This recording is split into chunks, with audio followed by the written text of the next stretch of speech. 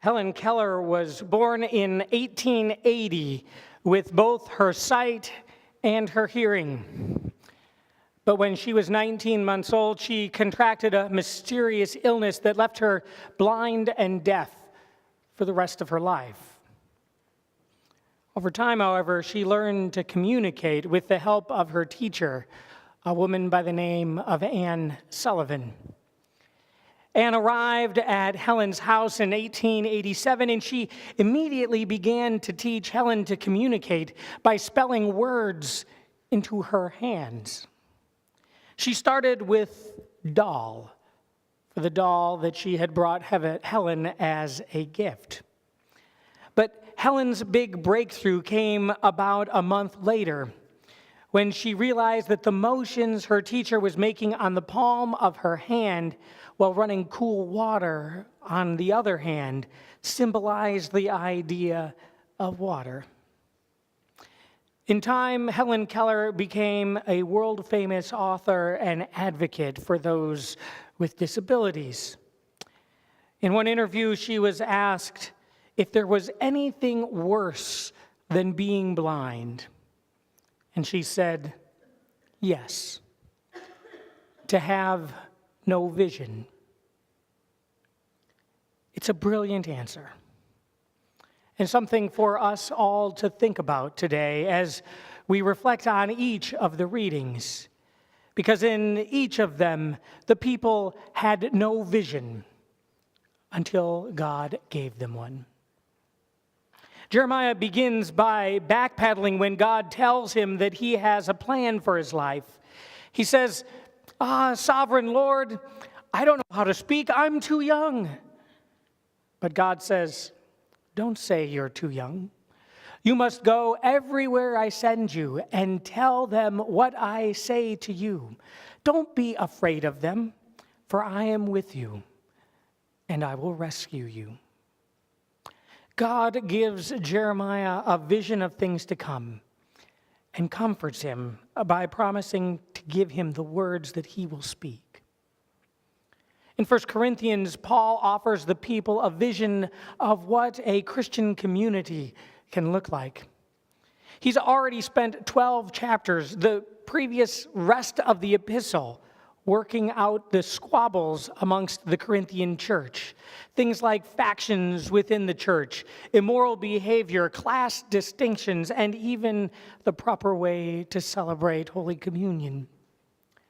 In the face of all of this controversy, Paul offers God's vision for the church, a community that overcomes its divisions by being grounded in love, a love that can hope and believe and endure all things. And then in the gospel, Jesus continues right where he left off last week. He's just proclaimed the year of the Lord's favor and told his family and friends in Nazareth that he is the fulfillment of God's plan. He reminds them of stories from their own nation's past, and in so doing casts an even bigger vision for God's plan than what the people of Nazareth had in mind. After all these stories that he uses are of God working through the prophets to bring hope and healing to those outside of the community, to the Gentile nations. God's vision of salvation is expanding. The Messiah is coming not just to save the people of Israel, but to save all people. And that might just be what pushed the people of Nazareth over the edge, to the point of wanting to push Jesus over a cliff. You see, they knew their faith. They knew what they believed the Messiah was supposed to do. They also knew Jesus. They knew that he was Joseph's son. So in their minds, there was no way that Jesus could be the Messiah, let alone the Son of God. Yet what they didn't realize, and what I think we often forget, is that knowing the faith and knowing God are two very different things. Both of them are important, but people have always struggled to keep those in balance. a real-life case in point. About 150 years after Martin Luther began the Reformation, in 1675, a Lutheran pastor by the name of Philip Jacob Spener was complaining that the church was doing a good job of teaching people about God, but not helping them recognize God working right there among them. It is by no means enough, he wrote, to have knowledge of the Christian faith. Some regard true confession of faith as merely a means of strengthening their position within the church, and not as an entrance upon a zealous future life of service to God. Spener's critique of the church of his day, that basically the church wasn't looking for God to work in and through them, didn't go over very well amongst the people of his day. But his point was well taken. Just knowing about God isn't enough. It never was. In today's gospel, the people of Nazareth know about God. The thing is, they forgot that God did not send people ideas. God sends people. God sent Elijah and Elisha to heal the broken and give hope to the hopeless. God sent Jeremiah to make God known to the nations. God sent Paul to cast a vision of what the church might look like without division.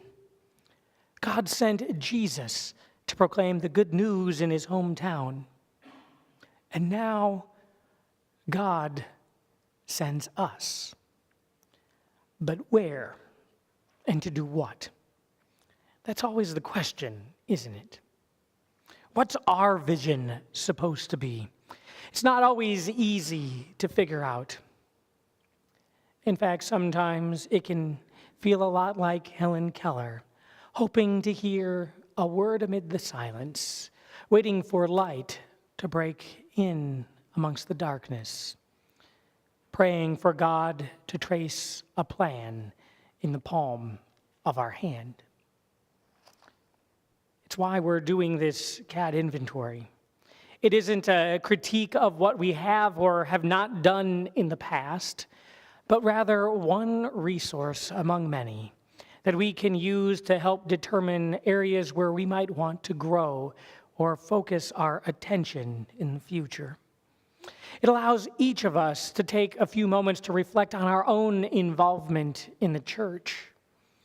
The survey coordinator I was speaking with put it this way. She said, think of taking the CAT as an early Lenten discipline.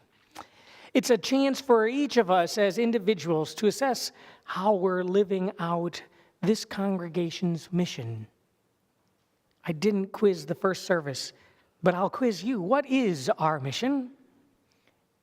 Those 3 short phrases that appear on the front of the bulletin at the bottom every Sunday.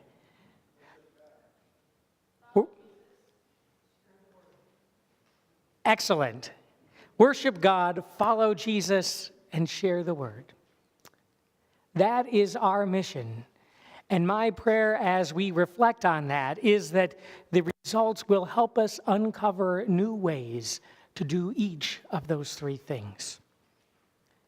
You see, the good news is that God is always ready to give us a vision that pushes us to see God's love at work in the world in ways and in places that we might not expect or imagine. God's vision for Jeremiah pushed him to see himself as God's messenger. God's vision for the Corinthians pushed them to see past the cliques and the divisions within their own community.